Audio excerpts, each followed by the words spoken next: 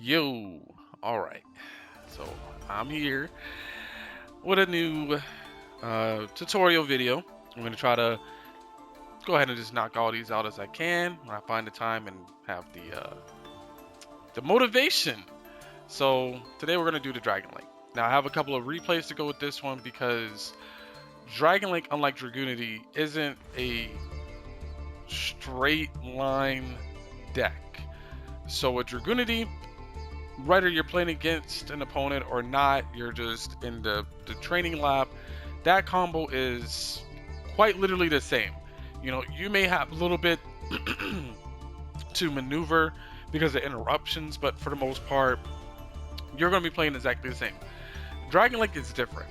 Now, I know that my version that you're seeing here is not the typical version of Dragon Link, and that is fine. And I'm going to show you why against a Runic player. Where having all these different integral pieces are very useful. Because as you see here, I don't even have like a Lightning Storm or Harpy's Feather Duster, but I managed to play through Runic. This deck is good, and there's a lot of different variants that you can still make. This one I decided to do because I wanted to also include the punk engine in here and take advantage of like the zombie vampire chaos ruler thing. And you may initially think, oh well, that's conflicting with Dragoonity Remus. With Remus, it's just for the rest of the turn. So if you open both Remus and E-Telly, depending on how you want to play it, you could just use Remus to bait the Ash, you know, see if they negate you to stop you from searching the ravine. If they don't, then you go into E-Telly, get the punk engine going. That way you can go into zombie vampire and kind of mill out your deck, get a whole lot of cards in the grave. Because as you can see, there's a lot of cards that have interactions in the grave.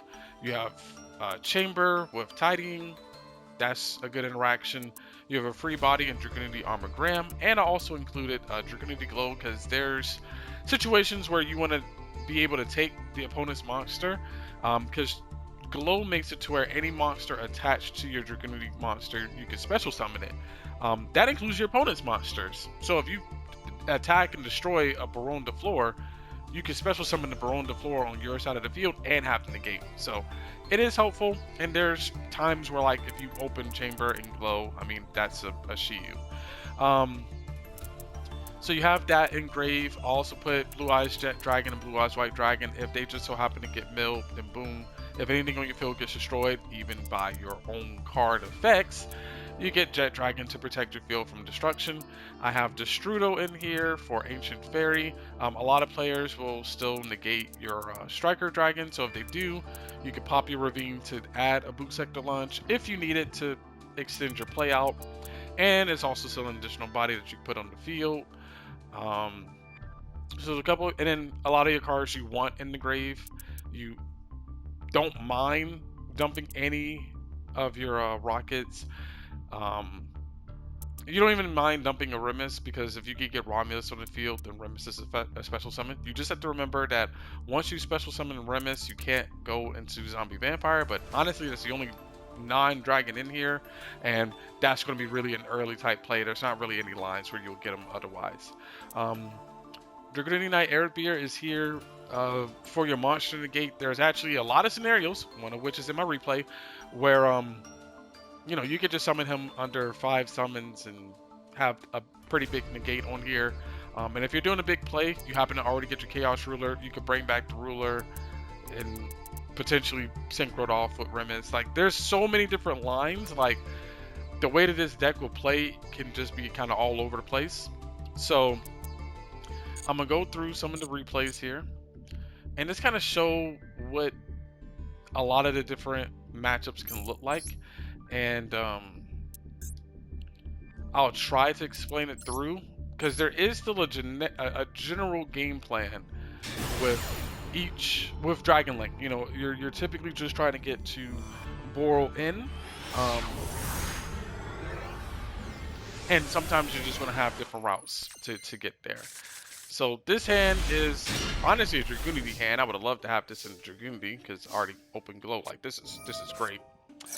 But one thing to note is that Dragoonity is a free Romulus, so You can get your boot sector launch with your Striker Dragon with this combo instead of going to the level 6 synchro. Get your Romulus. This gets you another card in hand. So that pretty much replenishes itself. Then we got Apps Router, and as you saw, we already had the Blue Eyes in hand. We just discarded the app. We're going to make some benefit with it later.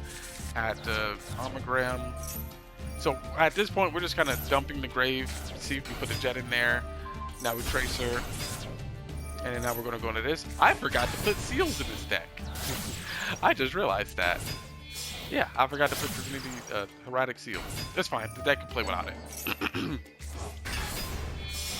So this is pretty much the main combo line here that you're going to want to take. And I'm going to pause it and kind of explain and walk through what your goal here is once I have the full board here. Okay, so your main combo line, if you're going interrupted, is get Striker Dragon on the field. Honestly, your main play is get Romulus on the field and get 2 level 4 dragons on the field. That is your game plan. That is your overall. If you had to put a strategy to it, that is your main strategy: is special Romulus, get 2 level 4 dragons on the field. If you do that, you now have Borrelin. And you can do that however. So if you had Tidying and Chambermaid in your hand and you had a Ravine, you could send the Tidying to the graveyard, get the Apsa Router, do your normal play, and then still special the Chamber out of your hand with the Tidying and Grave to be a level 4 on the field. And depending on what your plays look like, you could add the Tidying, or if you're like, I can't really do that, then you just or you could add the Changeover. If you can't summon Shiyu, then you just add the Tidying instead. You can still do that. So the main goal is get Romulus, get Pisty, get Striker Dragon. That is the overall flow. Any additional monsters, like if you manage to, in this case, they got Jet Dragon, you put them on the right side, or if you're making all your monsters on the right, put them on the left. That way you don't interfere with any of your zones. You can make your full combo as long as Romulus is here, and you keep these 2 zones open, or 3. Anything else that you put over here doesn't really matter. Then we make Borrelin, and then we go into Borrelo Dragon. This is bread and butter, your most basic combo. Nothing really to see here. And honestly, the rest of this duel doesn't even matter. I won, the rest of the duel doesn't even matter, because there's a lot to go through here. So, as you see, it was 3 turns. Basically, I just negated the important cards to the DDD player and kept it pushing. So, now we're going to go to this one.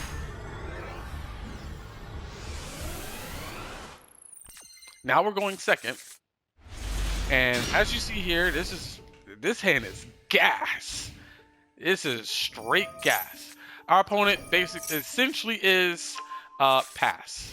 That's it. That's all they are. Just pass. So you're like, well, why would you save this replay if your opponent isn't playing? Well, they got something. Not anything too crucial, but we make them surrender. So we got our boy, we got our Remus. We'd love to see it. And so as I mentioned, I have E-Telly, I have Remus. I got the combo in my hand. But here's what we're going to do instead. So we get the Ravine, play the Ravine, because he has triggers, so I'm playing around the triggers.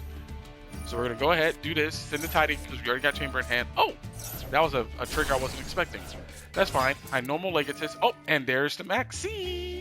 So this is a normal summon. He might have thought this was a special summon. I don't really care. Doesn't really matter. But everything in my hand, gas, special, special, special. All before his Maxx resolves. Then we get another Tidying. Then we get now we get the Remus. And then I have Air Beer here. We're playing under the Maxx, so we want to make sure we get our monster to get as soon as possible. We have a Legatus engraved, so this is going to be able to, prevent us from getting hit by Nibiru. And then we got Punk.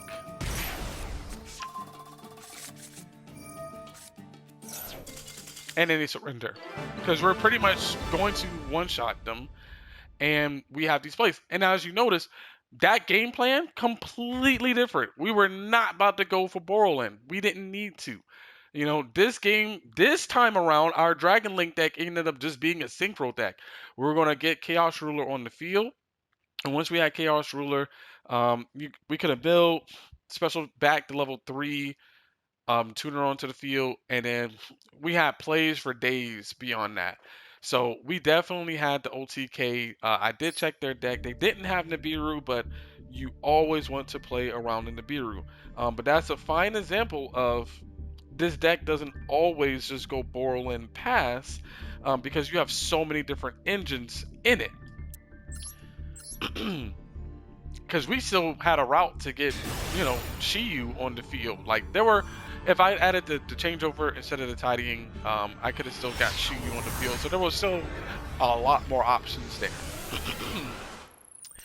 And then finally, the most, I would say, impressive of them all, we're playing against everybody's favorite, Runic.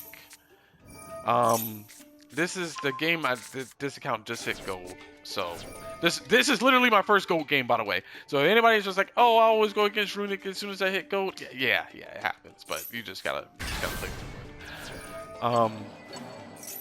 So yeah, this is what we're going against. So pretty standard. The only thing that really got banished was triple tax. Nothing too serious. But this guy hits me with everything. So we Remis. He maxes. We got the call by. We're built different.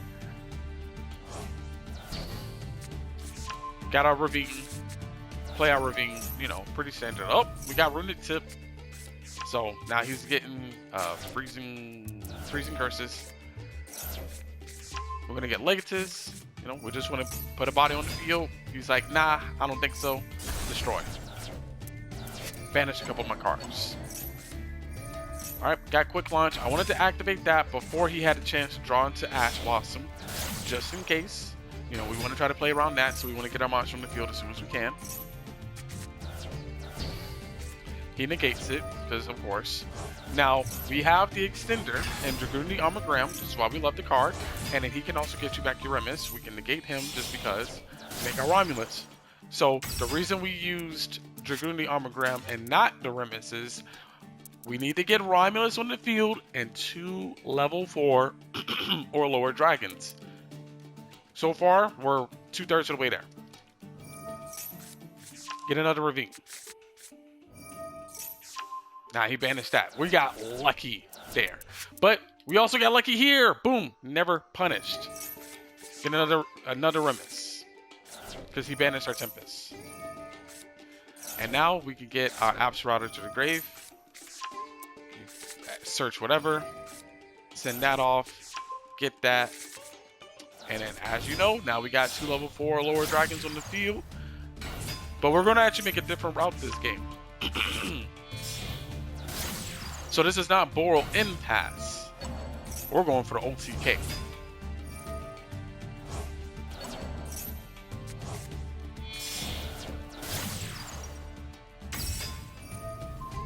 So this is all pretty much looking kind of similar. But me and my stupid self, there's no Striker Dragons in the grave. Yeah, it's banished. So I had to make an adjustment. So we still do this part, because, you know, why not? But instead of going for Boral In, we go for Boral Sword. Because remember, the only monster on the field right now is a 0 defense monster. And we know that they pretty much burned through everything. There's no more triggers now. So we have used up a normal summon. We get our tidying. We can special that. And now we just attack. Because we have the Boral Sword to switch our monster to defense. Punch him twice. And attack for game. So as you saw, all 3 of these duels were all showing the capabilities of this deck. But all being played entirely different from each other because we were accessing different parts of the engine while also simultaneously playing around what our opponent was doing. So, you know, first duel is pretty much your bread and butter. This is uninterrupted. You're going first. This is great. You get everything that you want to get for the most part. The second game was our opponent wants to max us, but we have options to play around it by just getting the monsters on the field before Maxi resolves, thanks to us having so many quick play spells to start off our combos, and also having Tidying Engraved, so that was great. And then the third duel was everything's getting banished, but because we have so much gas, we're not likely to have anything important banished. And even in the scenario where they banished the rocket recharger, we were able to bring that back with Pisty because it can special summon monsters that are banished. So even in the scenario where it got banished, we were able to bring it back. And by having Tempest in the deck, if it gets banished, it gives us a free search. Now, granted, your search is pretty much limited to your Remesis and your Armor Gram, but better than nothing. So there's, again, plenty of different variants to make it through. This is just one of my more newer takes. As you've seen, I've also done grass variants. I've done the version with Majestic Star Dragon. I've done the version with a little bit like with Crystal Wing. So if I open Remis, if we're playing like in a big Nibiru meta, open Remis, get your Legatus, add the special Gator, add the Miss Valley Baby Rock, make Crystal Wing, summon 5, and then do the rest of your plays. So there's so many different variants to it, which is why this one is just more of like an open-ended. I wanted to show those 3 different duels as they kind of emphasize different options with the deck. There's still a lot of things that you can change to it. Like, as I mentioned, I forgot I didn't even put Heraldic Seal in here. So I can't even make, Heraldic Seal, Borlin, whatever else. But it's hard for a lot of decks to kind of stop you, provided you just don't get a terrible hand. You have a lot of different starters. Majority of your normal summons are going to be amazing. Black Metal Dragon is an amazing normal summon because you can chain block to make sure that your combos can go through. If you're worried about them ashing your red eyes, you just Black Metal first to protect that, because a lot of times you don't even really need the boot sector launch to make your play. If you normal Xiamen, that's Chaos Ruler plus Zombie Vampire, and pretty much everything else from there, you're just going to be special summoning anyway. You'll likely get to one of your, one of these special summons, or if you mill off one of the rockets, you're good there. So like, there's just so many different plays, so many options. It's great. It's absolutely great. Hopefully you guys enjoy it. This is a very fun deck to play. I say give it a try. If you want to make a little bit of changes, go for it. But I don't like the typical DragonLink variant where their turn to play is basically going into access code, and then the level 8 Chaos Dragon Levianeer. Yeah, it's boring. It's not really a dragon deck at that point. It's more of a dark deck. This is DragonLink for me. And I could always drop the Xiamen stuff and make it pure dragons if I truly wanted to, with their Wing Beast friend. So there's plenty of different variants, but this is my preferred take and a little kind of tutorial to kind of show. Hopefully this makes sense, and I got more videos coming through. I'll still try to do Heraldic again. I know Heraldic was a big one that a lot of people liked. It's mainly a going second. I'm really trying to experiment with some options right now with the Punk Engine with it going first, but it's super inconsistent and I'm not really feeling it. So it might just be like a thorough explanation of how to do the combo. But hey, it is what it is. But hope you guys enjoyed, and this deck is capable of getting you into Diamond if you're interested. So don't worry, just because these duels were silver gold does not mean that you can't get to Diamond. I have used a similar deck on one of my alts to get to Diamond in the previous season, and I'm fairly confident this deck is fully capable of it as well. So if you want to play it to Diamond, you certainly can. This will absolutely get you to Platinum without even trying. And I'll catch you guys later.